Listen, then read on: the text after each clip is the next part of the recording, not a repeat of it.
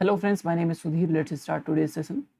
हम लोग environment ecology पढ़ रहे थे। लास्ट वाली क्लास में हम लोगों ने प्रिंसिपल ऑफ इकोलॉजी समझने की कोशिश करी, जिसमें हमने एडॉप्टेशन और वेरिएशन के बारे में समझा।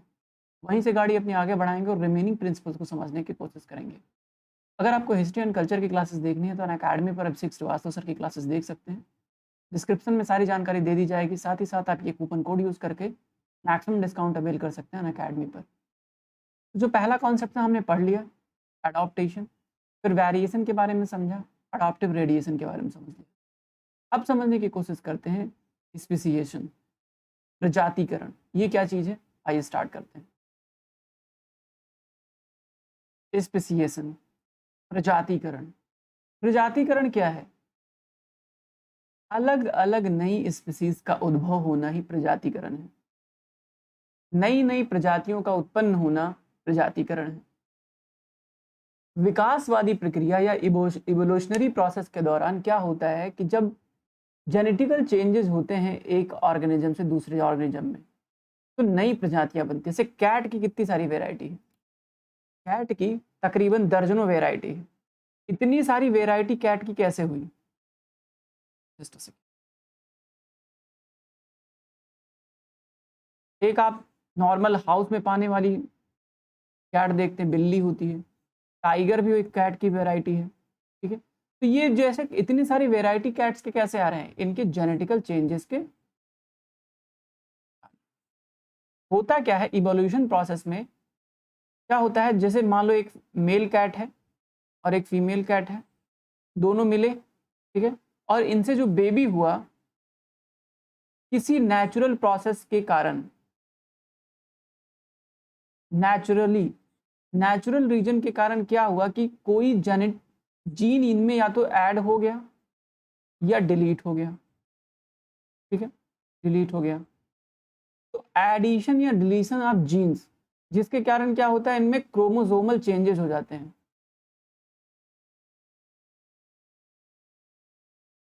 क्रोमोसोमल चेंज हो जाता है, जिसके कारण जो नई बर्थ होती है, नई जनरेशन की जो बर्थ होती है, उसकी जो प्रकृति होती है, आकार होता है, स्वरूप होता है, उसमें कुछ बदलाव हो जाता है। यही प्रक्रिया प्रजातिकरण या स्पेसिएशन कहलाती है। सेम बात यहाँ पे लिखी हुई है, देखिए यहाँ पे सेम बात लिखी हुई है कि स्पेसिएशन क्या है? Formation of new and distinct, पहले से जो उपस्थित नहीं है, नई जो वैरायटी और अलग प्रजाति जो उत्पन्न हो रही है इवोल्यूशन प्रोसेस के दौरान, उसी को बोल देते हैं प्रजातिकरण या स्पेसिएशन। ओके, तो speciation is the process by which new species are formed. Speciation एक प्रोसेस है जिसके तहत नई स्पीसीज बनती हैं। And evolution is a mechanism by which speciation is brought about. कि इवोल्यूशन वो प्रक्रिया है, वो मैकेनिज्म है, जिस मैकेनिज्म के थ्रू जो है नई नई प्रजातियां बनती है, स्पेसाइजेशन होता है। ओके, जैसे कि यह देखो, यहाँ पे कुत्ते की ढेर सारी वेराइटी, ढेर सारी प्रजातियां कुत्ते की, ठीक है। कैट्स की ढेर सारी वेराइटी, सेम स्पीसीज था पहले, इंटरकोर्स हुआ, जो बेबी हुआ, बेबी में कुछ क्रोमोसोमल चेंजेस आए और उसमें नई फीचर्स ऐड हुए, तो बोल दिए कि ये नया स्पीसीज हो गया, ठीक है, नई प्रजाति बन गई। तो यही स्पेशलाइजेशन है। आई होप कि इतनी बात समझ में आया होगा। अब देखो, मान लो दो अलग अलग, देखो सिंगल सेम स्पीसीज के बीच से भी एक नई प्रजाति निकल सकती है, और अलग अलग प्रजातियों से भी एक तीसरी प्रजाति बन सकती है। जैसे कि कुत्ता और बिल्ली के कारण से ये एक नई प्रजाति का गठन हुआ, जिसमें इसके भी फीचर्स हैं और इसके भी फीचर्स हैं, ठीक है। तो कैट की नई वैरायटी उत्पन्न, कहने का मतलब है कि सेम स्पीसीज से नई प्रजाति बन सकती है, अलग अलग स्पीसीज से भी एक तीसरी प्रजाति बन सकती है, ये कहने का मतलब है।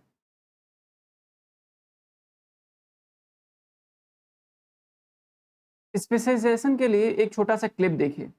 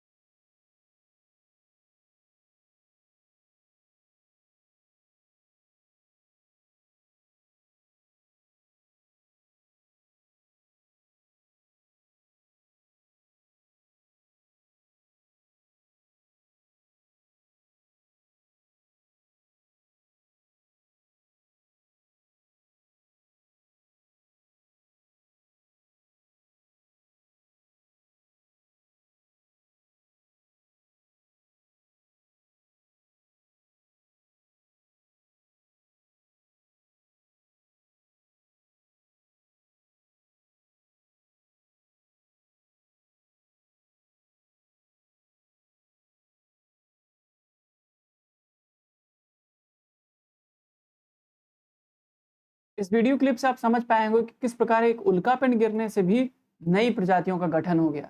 ठीक है, एक प्रजाति ठंडे प्रदेश में रह गई, एक प्रजाति गर्म प्रदेश में चली गई। तो इस प्रकार नई प्रजातियों का इवोल्यूशन हुआ, इस वीडियो से आप समझ सकते हैं। तो बहुत सारे रीजन है जिसके चलते जो है प्रजातिकरण हो सकता है। ह्यूमन इवोल्यूशन की बात करें तो ऑस्ट्रेलोपिथेकस से होमोसोपियंस बनने की भी प्रजाति होमोसेपियंस बनने की भी जो इवोल्यूशन प्रोसेस है उसमें भी नई नई प्रजातियां आती रही, और आज हम जो नई प्रजाति बन के निकले हैं वो ऑस्ट्रेलोपिथेकस से कितनी अलग है, आप ये बात समझ सकते हैं। तो ऑस्ट्रेलोपिथेकस भी एक अलग प्रजाति थी और होमोसोपियन जो हम हैं वो भी एक अलग प्रजाति हैं, और हम उनसे अलग इसलिए हैं क्योंकि हमारे जेनेटिकल चेंजेस हुए। उस वाली वीडियो से आप यही सीख पाए कि ज्योग्राफिकल आइसोलेशन या ज्योग्राफिकल डिफरेंशिएशन भी नई नई प्रजातियों को जन्म देने का कारक बनता है। अब एक टर्म यहाँ पे लिखा हुआ है म्यूटेशन। म्यूटेशन को समझ लेते हैं थोड़ा सा, बस एक लाइन में समझना। म्यूटेशन क्या है कि कोई सेम स्पीसीज है और किसी के तरीके से उनके जीन में चेंजेस हो गए जिससे बहुत बृहद स्वरूप में बदलाव नहीं हुआ, बहुत ज़्यादा बड़ा बदलाव नहीं हुआ, बस थोड़े बहुत उनके एकदम आइडेंटिकल नहीं है पिछली प्रजाति से, पर थोड़े बहुत चेंजेस हो गए, जैसे फर का कलर बदल गया, बालों का कलर बदल गया, आंखों के कलर बदल गए। ठीक है, तो वो सब थोड़े से जो म्यूटेशन क्या होता है कि एक दो जीन में चेंजेस हो जाने के कारण जो पिछली वाली एंसेस्टर स्पीसीज थी वो आने वाली स्पीसीज में थोड़ा सा बदलाव हो जाता है तो म्यूटेशन हो जाता है। ठीक है, जैसे कोविड-19 का म्यूटेशन हो रहा है, म्यूटेंट वेरिएंट आ रहा है उसका। ठीक है, तो क्या है, कोविड-19 कोरोना वायरस ही है, बट उसका थोड़ा सा अलग रूप, जिसके अलग फीचर्स हैं, जो अलग प्रकृति की समस्याएं उत्पन्न करता है, लेकिन है कोरोना वैक्सीन ही, तो उसको बोलते हैं क्या, म्यूटेशन हो रहा है। ओके, अगला जो कॉन्सेप्ट है यहाँ पे नेचुरल सिलेक्शन का है कि नेचुरल सिलेक्शन क्या चीज़ है भाई। नेचुरल सिलेक्शन एक प्रक्रिया है, एक प्रोसेस है। एक minute, just a second. Natural selection एक प्रकार का क्या है, प्रोसेस है। किस चीज़ का प्रोसेस है? प्रोसेस है जिससे क्या होता है, जो प्रजाति होती है, स्पीसीज होती है, वो क्या करती है, अडॉप्ट करती है देयर एनवायरनमेंट, उनका खुद का जो पर्यावरण होता है। वो प्रक्रिया, जिस प्रक्रिया के तहत कोई प्रजाति किसी एनवायरनमेंट को अडॉप्ट करती है, इसी को बोलते हैं नेचुरल सिलेक्शन। सपोज कि कोई एक पर्टिकुलर चेंज किसी इन्वायरमेंट में रहने के लिए, सपोज करो कोई एक्स जीन चेंज हुआ और वो एक्स जीन किसी प्रजाति को उस इन्वायरमेंट में रहने में मदद कर रहा है, तो नेचुरली वो प्रजाति उस जीन को सेलेक्ट कर लेगी, तो यही होगा नेचुरल सिलेक्शन। ठीक है, अगर कोई ऐसी चीज आ जाती है वाई जो उस इन्वायरमेंट में रहने में उसको मदद नहीं करेगी तो डिसअपियर हो जाएगी, तो नेचुरल सिलेक्शन के थ्रू क्या कर देंगे, उसको हटा देंगे, और जो अच्छा रहेगा उसको रख लेंगे। ये नेचुरल सिलेक्शन का प्रोसेस होता है। इस कॉन्सेप्ट को डार्विन ने दिया था, नेचुरल सिलेक्शन, और इनके साथ एक थे बॉल्स, इन्होंने मिलकर ये कॉन्सेप्ट नेचुरल सिलेक्शन का दिया था। अब जो नेक्स्ट कॉन्सेप्ट आता है इवोल्यूशन का, समझ तो हम पहले भी लिए इवोल्यूशन। इवोल्यूशन क्या है, एक प्रोसेस है।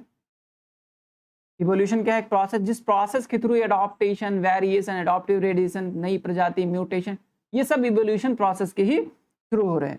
तो इवोल्यूशन प्रोसेस क्या करता है, इन्वॉल्व करता है, इवोल्यूशन इज द प्रोसेस जो इन्वॉल्व करता है एडॉप्टेशन, वेरिएशन, एडॉप्टिव रेडिएशन, ये सब प्रोसेस को इन्वॉल्व करता है, इसी को बोलते हैं इवोल्यूशन हो रहा है।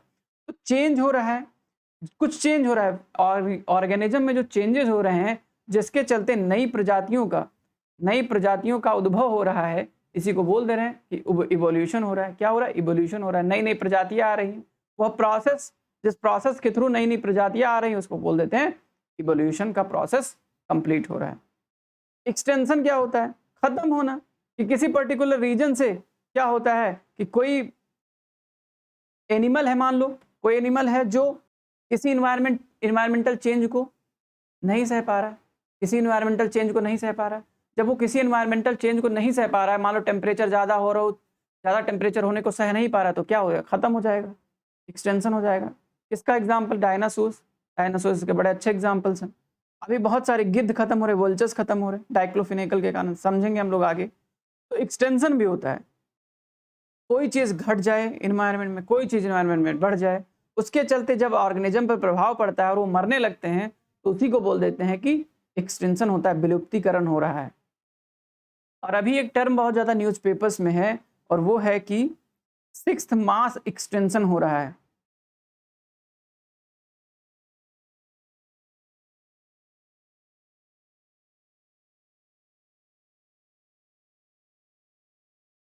एक्सटिंक्शन हो रहा है, 6th मास एक्सटेंशन। ये क्या चीज़ है?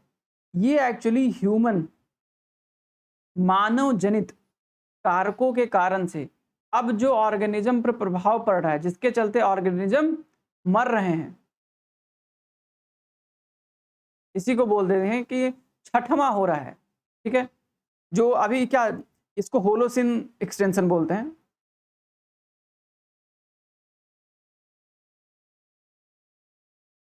होलोसिन एक्सटेंशन बोलते हैं और ये ह्यूमन एक्टिविटी के कारण से हो रहा है। तो 6th मास एक्सटेंशन को क्या बोलते हैं? होलोसिन जो है एक्सटिंक्शन, और ये छठवां होने वाला है इस बार ह्यूमन रीजन से। तो ये हमारे कुछ प्रिंसिपल ऑफ इकोलॉजी थे जिनको मैंने आपको यहाँ पे समझा दिया। आई होप कि ये कॉन्सेप्ट आपको क्लियर हो गए होंगे। अब इसमें बहुत डिटेल से जाने की ज़रूरत नहीं। देखो, मैं वो चार्ट के कॉन्सेप्ट पढ़ा रहा हूँ जो आपको एग्जाम के पॉइंट ऑफ व्यू से इंपॉर्टेंट है बहुत ज़्यादा। अभी बहुत सारे ऐसे टॉपिक है जिनको आपको बहुत डिटेल में डिस्कस करना है। इसमें ऐसा कुछ नहीं था जिसको मैं बहुत डिटेल में डिस्कस करूँ जो एग्जाम के पॉइंट ऑफ व्यू से बहुत ज़्यादा इंपॉर्टेंट हो। इसलिए मैंने बहुत ज़्यादा गहराई में जाने की कोशिश नहीं करी। के बावजूद भी आपको लगता है कि नहीं इसमें और गहराई में जाने की ज़रूरत है, let me know in comment section. आप बताइए मुझे कमेंट सेक्शन में। उम्मीद करते हैं कि आपके सारे प्रश्नों का जवाब दिया जाएगा। Thank you so much for watching.